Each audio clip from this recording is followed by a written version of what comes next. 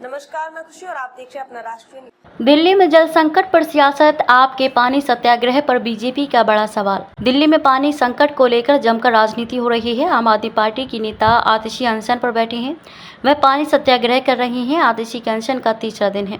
आपने जल संकट का पूरा ठीकरा हरियाणा सरकार पर फोड़ दिया है। साथ ही हमेशा की तरह दिल्ली के उपराज्यपाल वीके सक्सेना को घेरे में लेने की कोशिश की है। आम आदमी पार्टी के कार्यकर्ता सड़कों पर उतर रहे हैं, जिन्हें रोकने के लिए पानी की बौछार की जा रही है। पानी पर जारी सियासत में बीच आम लोग भीषण गर्मी में बूंद बूंद पानी को तरस रहे हैं। दिल्ली वासियों की प्यास कब बुझेगी, इस सवाल का जवाब शायद ही किसी के पास हो। आतिशी ने शुक्रवार को दक्षिणी दिल्ली के भोगल में पानी सत्याग्रह शुरू किया। उन्होंने दावा किया कि हरियाणा ने भीषण गर्मी के बीच यमुना के पानी में दिल्ली का हिस्सा काटकर 513 मिलियन गैलन प्रतिदिन एमजीडी कर दिया है, जिससे राष्ट्रीय राजधानी में 28 लाख से अधिक लोग प्रभावित हो रहे हैं। आतिशी ने दावा किया कि हरियाणा पिछले 2 सप्ताह से दिल्ली के लिए यमुना में 100 मिलियन गैलन कम पानी छोड़ रहा है, जिससे शहर के 28 लाख लोग प्रभावित हो रहे हैं। विपक्ष आतिशी के अनशन पर पानी पर की जा रही सियासत करार दे रहे हैं। वहीं हरियाणा का कहना है कि हथनीकुंड बैराज से दिल्ली के लिए उपयुक्त पानी छोड़ा जा रहा है। दिल्ली के उपराज्यपाल वीके सक्सेना ने शनिवार को राजधानी के जल संकट के लिए आप सरकार को जिम्मेदार ठहराया।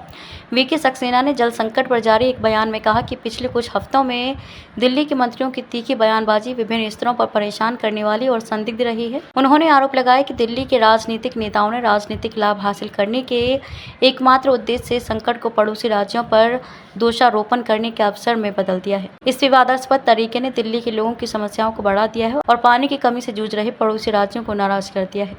उपराज्यपाल की ये टिप्पणी दिल्ली की जल मंत्री आतिशी द्वारा हरियाणा से पानी का उचित हिस्सा जारी किए जाने की मांग को लेकर अनिश्चितकालीन भूख हड़ताल पर बैठने के एक दिन बाद आई। सक्सेना ने कहा कि उन्होंने मुख्यमंत्री केजरीवाल को एक सुझाव दिया था कि वे अपने सलाहकारों पर नए सिरे से विचार करें, जिनमें प्रशासनिक कौशल और पेशेवर क्षमता की कमी दिख रही है, लेकिन उन्होंने इसे नजरअंदाज कर दिया। दिल्ली में जल संकट को लेकर आम आदमी पार्टी और भाजपा के बीच सियासत जारी है। भाजपा सांसद मनोज तिवारी ने आप नेत्री और जल मंत्री आतिशी के अनशन पर बड़े सवाल उठाए हैं। उन्होंने कहा कि मुझे लगता है कि आतिशी का अनशन उन्हीं की सरकार और दिल्ली के मुख्यमंत्री अरविंद केजरीवाल के खिलाफ है, क्योंकि राजधानी में आम आदमी पार्टी की सरकार है और उसकी ही जल मंत्री आतिशी अनशन पर बैठ गई हैं। उन्होंने आतिशी पर बड़ा आरोप लगाते हुए कहा कि जब वो अरविंद केजरीवाल के जेल से बाहर आने की सुगबुगाहट सुनती हैं तो अनशन पर बैठ जाती हैं। इन सब के पीछे बहुत कुछ चल रहा है। आप सरकार की ओर इशारा करते हुए कहा कि मनोज तिवारी ने कहा कि अगर आपसे काम नहीं हो पा रहा है तो सरेंडर कर दो। इसके 15 दिन के अंदर टैंकर माफियाओं पर चोट लगेगी और पानी जिनके हक में है उन्हें मिलने लगेगा।